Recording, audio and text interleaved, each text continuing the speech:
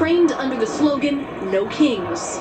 No kings, no kings, no kings. I just want to protest the recent actions, especially with ICE and Los Angeles and the National Guard. And I just, I don't think it's right. It's just degrading people, degrading the nation, and I don't agree with any of his policies. We're paying attention and we care about what's happening in this country, and we're not gonna just lay down and take it,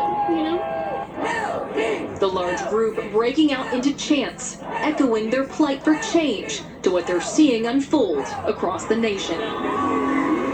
At the California State Capitol, Aaron Heft, KCRA 3 News. More than 1,000 people showed up for the No Kings event in Roseville Saturday. Protesters lined both sides of the Galleria Boulevard near Roseville Parkway. Copter 3 flew over the scene of the loud but peaceful gathering. You can see it in this video right there. I find people to be polite, respectful, inclusive, and the overall vibe is just, we're in it together. As soon as I walked out of the parking lot, I saw a veteran in a wheelchair, and he said, "This is what democracy looks like." And I immediately got a lump in my throat. I thought, oh my God, this is so inspiring. The protesters waved American flags and carried signs protesting the Trump administration, the ICE raids happening nationwide, and the military parade being held in Washington, D.C. We'll have more on that parade coming up later in our newscast. Copter 3 also over the protest in Folsom today. We saw people holding signs and marching along East Bidwell Street. There was also a No Kings sign displayed on the overpass over Highway 50. In San Francisco, thousands of protesters gathered for a march to Civic Center. Sarah McGrew shares the sights and sounds of No Kings Day from the city by the bay. I'm in Dolores Park, where San Francisco's No Kings Day March is about to start. Hundreds of people had started to gather around 11 a.m., including Rebecca Foster, dressed in Handmaid's Tale attire. I think that resistance has power, and the people have power, and despite the violence and the constant threats that we're under, that I think that we have a chance to actually make a difference. When the march started around noon, thousands flooded down Dolores Street towards Market Street. As protesters make their way to Civic Center, there's been lots of chants in both English and Spanish, a lot of signs, of course, along that No Kings theme. One that I've been seeing a lot of is Yes Queen, No Kings. There's tons, thousands of people out here in San Francisco. If you take a look, we're walking down Market Street right now. I mean, the reason I'm out here is because community means so much to me.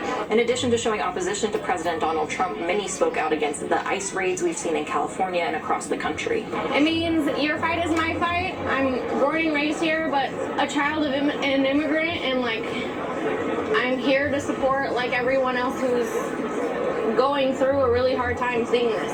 Thousands of protesters ending their march here at San Francisco's City Hall. Overall, this protest, very peaceful. People I talked to really focused on that community aspect, that they were here to support their neighbors, to support their community. Reporting in San Francisco, Sarah McGrew, KCRA 3 News.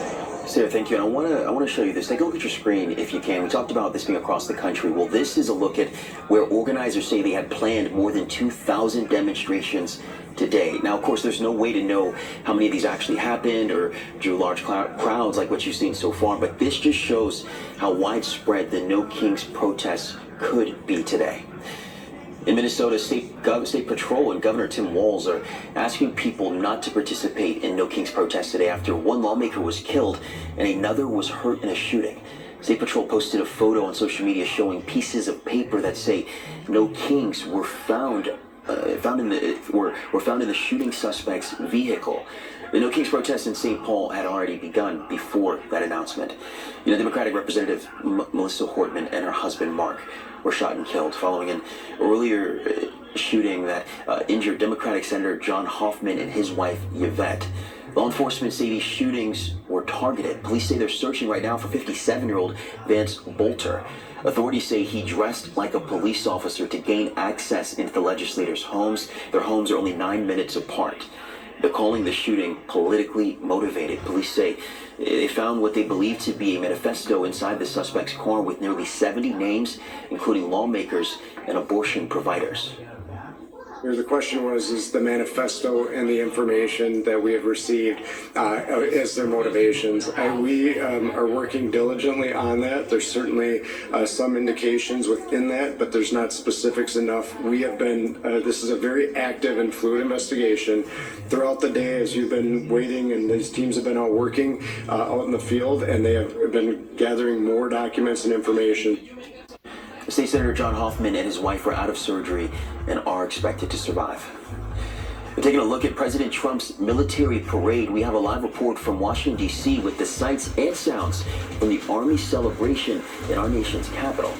We're following breaking news right now out of Elk Grove. Here's another live look at the grass fire that firefighters are now working to contain. We've been told that it is threatening structures right now. You can see that thick black smoke coming from this field. For context where this is, it's Bradshaw and Bader, just south of Calvine Road, again in Elk Grove. We'll have much more on this breaking news and other top stories coming up.